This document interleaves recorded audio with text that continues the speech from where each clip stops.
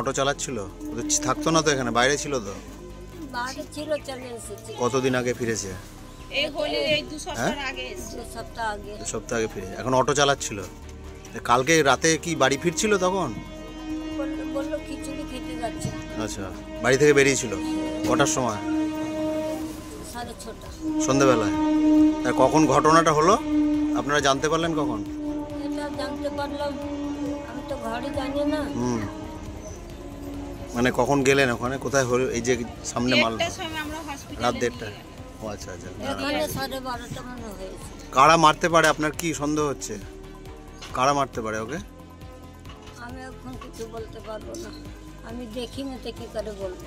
আচ্ছা, না কাউকে সন্দেহ হয় কি যে কি চাইছেন? শাস্তি চাই, যে আমার ছেলেকে মেরেছে, আমার শাস্তি চাই। রাজবংশী ছিল ওর বয়স, ও ভালো খাচ্ছিল, ভালো ইয়ে করছিল, কোনো ঝুট ঝামেলাই ছিল না। আমরা চাই যে মেরেছে স্যার, তার আমরা শাস্তি চাই। ও কিভাবে মেরেছে?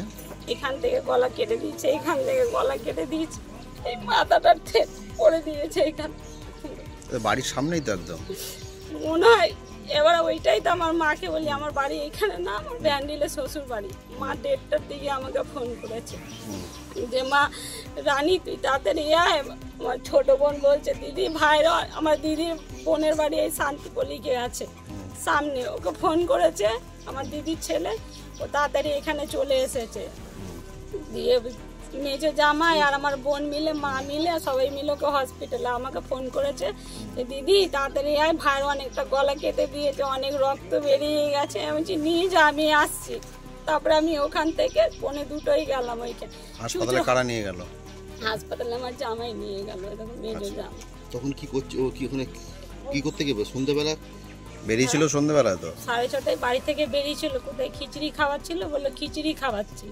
মা বললো থাক, ছেলেটা যখন আছে ওইখানে, তাহলে ওখানে আছে, তখন চলে আসবে বাড়ি।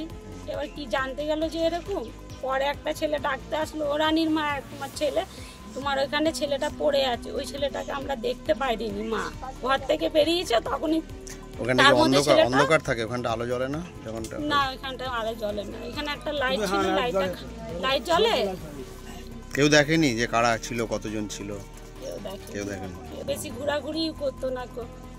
এবার জানি না যে অনেক আগেবারে তো অনেক কিছু ইয়ে হয়, ও জেলে গেছিল, আমি বলছিল এই কেসে ওই কেসে। এবার আমরা তো ওইসব তো কিছু জানি না, আমরা দিন খাটছি, দিন রাত্রির এই করছি। আমার মাকে তো দেখেই বুঝে, উনি লোকের বাড়িতে কাজ করে আমাদের সব ভাই বোনকে ইয়ে করেছে, মানুষ করে। আমরা কি চাই যে আমার ভাইকে যারা ওরকম করে মেরেছে স্যার, আমরা চাই তাদেরও যেন ওরকম শাস্তি হোক। আমরা কিচ্ছু চাই না। কটার সময় ঘটেছে এটা? মনে হয় 12:30 হবে। 12:30 হবে। কেন আমার মা ওই যে ঘটনাটা ওকে ধরেছিল, সেইটাই কারণেই কি এটা হতে পারে নাকি অন্য কোনো বিষয় আছে? এবার সেইটা তো বলতে পারবো না স্যার।